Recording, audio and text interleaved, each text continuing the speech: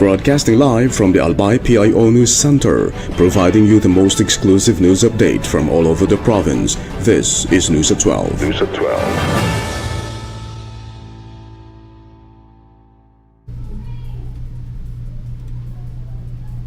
For the local scene, Albay assists families facing land tenure concerns. The provincial government of Albay has extended assistance to families in Barangay Bugtong, Legazpi City who are facing concerns over land tenure and the possible impact of a property reclamation project. Around 33 households represented by officials of the Urban Poor Association meet with the provincial officials to discuss their situation and seek guidance on available options. Governor Noel E. Rosal encouraged the affected families to pursue lawful and peaceful solutions while maintaining coordination with the appropriate government agencies. Provincial officials also presented the legal remedies and procedures that may be available to the residents as they address their concerns. The provincial government reaffirmed its commitment to assist the affected families within the limits of existing laws while respecting the legal rights of the property's registered owner. Moreover, Albay strengthens patients' navigation under universal health care. The Albay Provincial Health Office has reinforced efforts to improve access to healthcare services through a meeting focused on strengthening patients' navigation system across the province. The activity was led by the provincial health official as part of Albay's continuing implementation of the Universal Health Care Program. Participants included representatives from city and municipal disaster risk reduction and management offices and health program coordinators involved in emergency response. Discussions centered on improving coordinations among healthcare providers and ensuring patients are connected to the appropriate medical facilities when needed. Officials emphasize that an effective patient navigation system helps deliver timely, coordinated, and quality healthcare services, especially during emergencies and disasters. The initiative also supports the strengthening of Albay's healthcare providers network and the development of a more responsive and integrated healthcare system for Albayanos. Meanwhile, Albay Agriculture Council elects new leaders.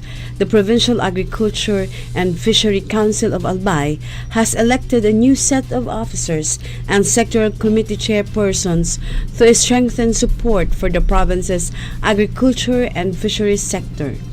The election was held at the Kadiwa ng Pangulo and the Albay Farmers Bounty Village in Kamalig and was supervised by the representatives from the Commission on Elections and the Department of Interior and Local Government. Newly elected leaders will represent key sectors including rice, corn, pili and cacao, fruits and vegetables, fisheries, livestock, coconut, fiber crops, agriculture, mechanization, climate and environment, gender inclusion, and youth and agriculture. Officials say the new leadership is expected to help advance the concerns of farmers and fisherfolk while strengthening collaboration among stakeholders in the agriculture and fisheries industries. The council added that the newly elected officials will play an important role in promoting sustainable and resilient agricultural development across Albay. In the national scene, CFO highlights migration education to prevent human trafficking. The Commission on Filipinos Overseas has highlighted the importance of migration, education, and public awareness in preventing human trafficking and protecting vulnerable Filipinos from exploitation. The CFO delivered the message during the first provincial and regional anti-human trafficking summit in Cebu, where government agencies and partner organizations work on a province-wide action plan against trafficking. The CFO and the Department of Migrant Workers led a workshop on the prevention pillar of the country's anti-trafficking framework. focusing on safe migration and public awareness. The CFO said migration education helps Filipinos recognize recruitment scams, trafficking schemes, and other forms of exploitation before leaving the country. The summit also discussed victim rescue, prosecution of traffickers, and survivor reintegration, as well as the continuing threat of online sexual abuse or exploitation on children in Central Visayas. The event was marked the opening of the country's National Anti-Trafficking and Persons Awareness Month, which will culminate on World Day Against Trafficking and Persons on July 30. Meanwhile, House prosecutor says Congress resumption won't disrupt impeachment trial. A House prosecution panel member said the resumption of Congress next week will not conflict with the ongoing impeachment trial of Vice President Sara Duterte. One Rider Party List Representative Raj Gutierrez said lawmakers are prepared to balance their legislative duties with their roles as impeachment prosecutors. He said the prosecution panel has already been managing its time between the impeachment proceedings and its responsibilities to constituents, so only minor schedule adjustments are expected. Congress will resume its second regular session on July 27, prompting the Senate Impeachment Court to adjust its trial schedule to 10 a.m. to 3 p.m. every Monday to Wednesday. Deputy Speaker Paulo Ortega V said the House can continue its legislative work while the impeachment trial proceeds, although lawmakers may have to work longer hours.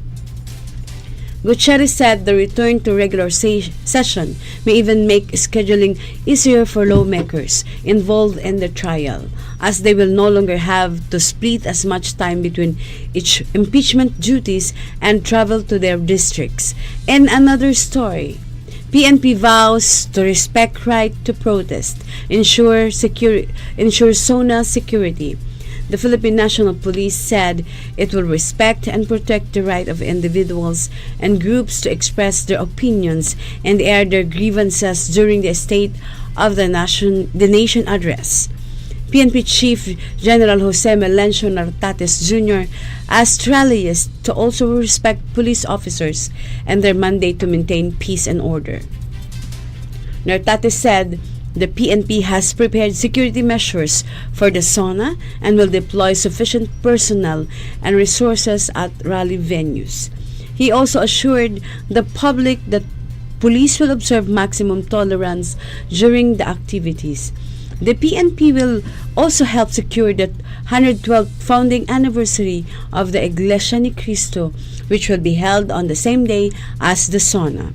Nartates stressed the importance of proper coordination with authorities to ensure public safety and effective security operations. GSI said the program has helped more than 5,000 families nationwide become homeowners and supports the government's affordable housing program. For the news outside the country, U.S. spends estimated $37.5 billion on Iran war. The United States has spent an estimated $37.5 billion on its war with Iran since the conflict began about 5 months ago, U.S. Defense Secretary Pete Hegseth said Tuesday. Hegseth gave the estimate during a Senate hearing on the Pentagon's request for $67 billion US dollars in additional funding related to the war. He said Iran is now at its weakest military point in years, claiming that thousands of Iranian ballistic missiles have been destroyed. Hegseth also said the U.S. has facilitated the movement of between 200 million and 500 million barrels of oil through the Strait of Hormuz, including through covert operations. He said Russia and China are providing different levels of support to Iran, while U.S. officials have measures to deter further assistance. Joint Chiefs of Staff Chairman General Dan Kane meanwhile said air power alone has limitations and may not be enough to defeat Iran. Meanwhile, U.S. issues worldwide travel caution amid Middle East tensions. The U.S. State Department has issued a worldwide caution advisory for American citizens, warning that rising tensions in the Middle East could lead to unexpected security developments, travel disruptions, and possible threats to U.S. interests abroad.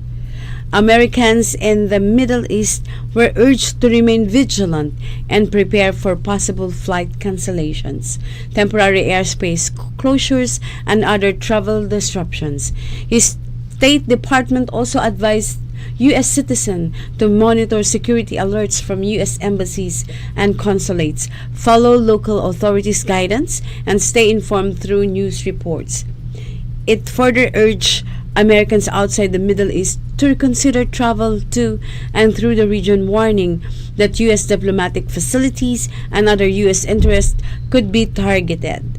Tensions have risen against after recent attacks between the U.S. and Iran around the Strait of Hormuz, despite a Pakistan-mediated agreement aimed at ending their conflict and reaching a lasting peace deal. And a related update to our country. NTF-WPS Philippines does not need China's permission for lawful sea activities. The National Task Force for the West Philippine Sea said the Philippines does not need China's permission to conduct lawful activities within its maritime domain. The task force said Ayungin Shoal within the Philippines exclusive economic zone, where the country exercises sovereign rights and jurisdiction under the 1982 United Nations Conventions on the Law of the Sea.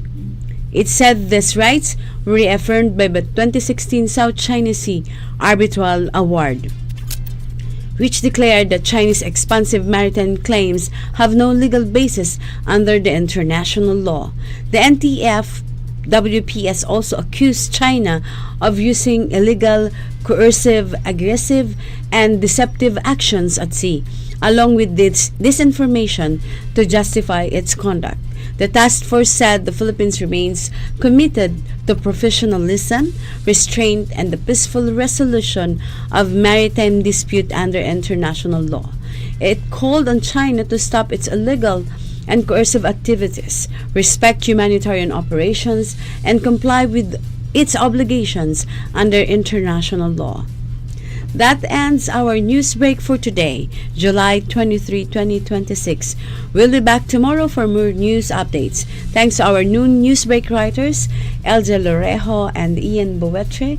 And on the technical side, we have Richard Bobbis.